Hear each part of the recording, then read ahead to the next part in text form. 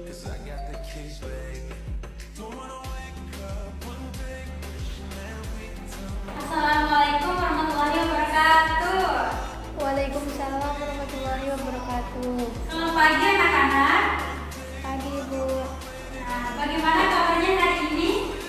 Alhamdulillah baik. Sudah sarapan tadi? Sudah Bu. Alhamdulillah, baiklah. Sebelum kita mulai belajar hari ini, marilah kita mulai dengan membaca doa. Doa dimulai. Amin. Sebelum kita mulai belajar hari ini, Bu akan absen dulu ya. Siapa saja yang tidak hadir hari ini? Mira Bu. Oh iya. Sakit ya Mira hari ini? Iya Bu. Oke. Baiklah, hari ini kita akan belajar tentang akikah dan kurban.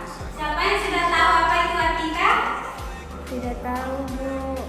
Akikah secara bahasa artinya memutus, melubangi, membelah atau memotong. Nah, secara syariat makna akikah adalah menyembelih kambing atau domba atas kelahiran anak, baik itu perempuan ataupun laki-laki, sebagai tanda syukur atas anugerah yang diberikan oleh Allah Subhanahu wa Ta'ala.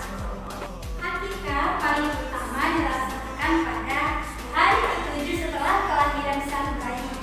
Nah, pada hari itu pula sang bayi akan dicukur rambutnya dan diberi nama yang baik pula. Jadi sudah mengerti ya, arti dari akikah adalah memutus, melubangi, membelah atau memotong. Sekarang kita masuk pada poin yang kedua ya anak-anak, yaitu ketentuan akikah. Apa saja sih ketentuan dari akikah? Ketentuan dari akikah ini sendiri terdapat 5. Apa saja? Yang pertama adalah hewan yang digunakan untuk akikah. Para ulama menyatakan bahwa hewan yang digunakan untuk akikah adalah kambing atau domba. Nah, adapun syarat kambing atau domba ini agar bisa dibuat akikah adalah tidak boleh kambing atau domba tersebut dalam keadaan sakit, cacat, dan kurus. Yang kedua adalah kambing atau domba tersebut sudah berumur 1 tahun lebih atau sudah pernah berganti gigi. Kedua adalah orang yang diakikahi serta jumlah hewan untuk akikah. Nah, mayoritas ulama berpendapat bahwa orang yang berhak diakikahi adalah anak yang baru lahir. Nah, kenapa? Karena hal ini berdasarkan hadis yang menyatakan bahwa akikah dilaksanakan pada hari ke-7 setelah kelahiran bayi. Nah, siapa yang melaksanakan akikah ini? Nah, yang melaksanakan akikah adalah dari orang tua si bayi tersebut. Nah, adapun di sini jumlah hewan yang untuk akikah adalah untuk anak laki-laki sebanyak 2 ekor kambing atau domba, dan untuk anak perempuan sebanyak 1 ekor kambing atau kurban.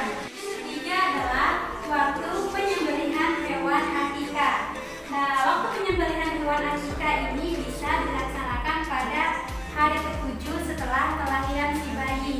Namun, para ulama juga berpendapat bahwa apabila belum mampu melaksanakan akikah pada hari ke-7, Aisyah radhiyallahu anhu dan Imam Ahmad berpendapat bahwa akikah bisa dilaksanakan pada hari ke-14 ataupun hari ke-21. Nah, apabila pada hari-hari tersebut belum mampu juga, maka akikah bisa dilaksanakan pada saat yang bersangkutan sudah mampu. Yang keempat adalah tata cara penyembelihan hewan akikah. Di sini tata cara penyembelihan hewan akikah tadi kita sudah bahas sama-sama ya anak-anak pada penyembelihan hewan kurban tadi. Nah, hanya saja di sini tujuannya yang berbeda.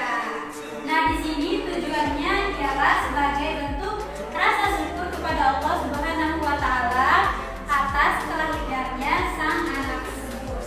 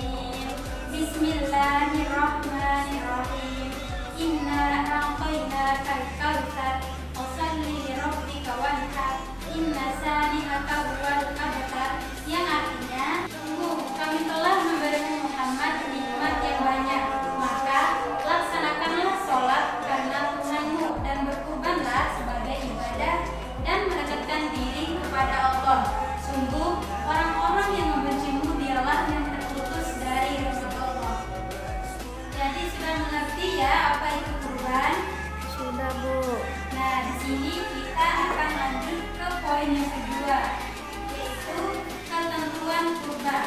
Di sini ketentuan kurban ada 5 ya anak-anak. Yang pertama adalah orang yang berkurban. Nah, di sini orang yang berkurban ada 4 syaratnya. Yang pertama adalah tentu saja harus orang yang beragama Islam. Tidak boleh beragama lain ya anak-anak. Iya, Bu. Nah, yang kedua adalah tentu saja merdeka atau bukan seorang budak. Nah, yang ketiga adalah orang yang berakal, tentu saja bisa membedakan mana yang baik dan mana yang buruk. Nah, yang terakhir adalah yang keempat adalah tentu saja mampu menyediakan hewan kurban. Ketentuan kurban yang kedua adalah jenis hewan. Di sini jenis hewan yang bisa diperbolehkan untuk hewan kurban terdiri dari unta, sapi, kerbau, kambing, domba ataupun biri-biri. Adapun syarat dari hewan kurban adalah yang pertama dalam keadaan sehat atau tidak menimbulkan bahaya. Nah, syarat yang kedua adalah hewan tersebut dalam keadaan organ tubuhnya dalam keadaan lengkap ya anak-anak, yaitu kakinya tidak pincang, matanya tidak buta, tidak sakit, dan dalam keadaan sehat dan tidak kurus kering. Dan yang terakhir adalah hewan kurban tersebut dalam keadaan dalam cukup umur, tidak terlalu tua dan tidak terlalu muda. Nah, di sini unta haruslah berumur 5 tahun atau lebih, tidak boleh kurang agar bisa dijadikan hewan kurban. Nah, adapun sapi atau kerbau harus dalam keadaan umur 2 tahun atau lebih, tidak boleh kurang. Begitu juga kambing harus dalam keadaan umur 2 tahun, tidak boleh kurang. Nah, adapun di sini domba ataupun biri-biri harus berumur 1 tahun atau telah berganti gigi. Ketentuan yang keempat adalah waktu dan tempat penyembelihan hewan kurban. Di sini waktu penyembelihan hewan kurban yaitu setelah Idul Adha, yaitu pada tanggal 10 bulan Dzulhijjah atau pada 3 hari tasyrik, yaitu tanggal 11, 12 dan 13 pada bulan Dzulhijjah. Nah, penyembelihan hewan kurban bisa dilaksanakan pada siang hari atau sore hari pada hari-hari tersebut sebelum terbenamnya matahari pada tanggal 13 bulan Dzulhijjah.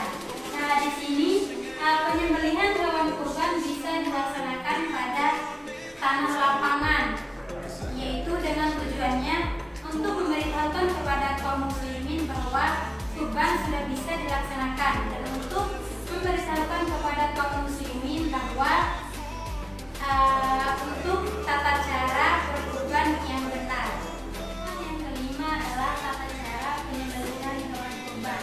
Di sini tata cara penyembelihan hewan kurban yaitu sama dengan penyembelihan hewan pada umumnya, tetapi pada tujuannya yang berbeda, yaitu untuk mendekatkan diri kepada Allah Subhanahu wa Ta'ala.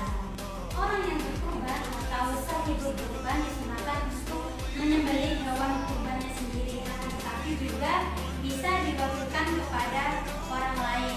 Nah, di sini orang yang akan menyembelih hewan kurban tersebut disunahkan untuk membaca doa yang sudah diajarkan oleh Rasulullah SAW. Dan yang terakhir adalah hewan kurban yang terakhir adalah pembagian daging kurban. Di sini daging kurban dibagikan kepada fakir dan miskin dalam keadaan masih mentah atau belum dimasak. Nah, orang yang berkurban atau sahibul kurban apabila ia menghendaki, dia boleh mengambil daging kurban tersebut sepertiganya atau sebagian kecilnya. Yang terakhir adalah hikmah pelaksanaan kurban. Di sini hikmah pelaksanaan kurban ada 4 ya anak-anak. Yang pertama adalah lebih mendekatkan diri kepada Allah Subhanahu wa Ta'ala. Yang kedua adalah melatih diri agar bersikap dermawan, tidak rakus, dan tentu saja tidak iri. Yang terakhir adalah mendidik diri untuk lebih peduli kepada sesama dan kepada orang lain.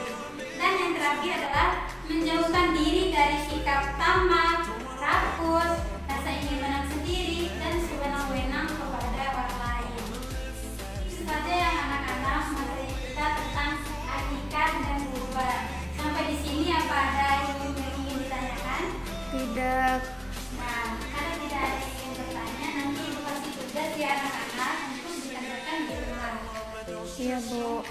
Nah, mungkin itu saja problem waktu kita sudah selesai. Untuk pertemuan kita pada siang hari ini dengan membaca Alhamdulillah. Alhamdulillahirabbil Alamin. Sekian.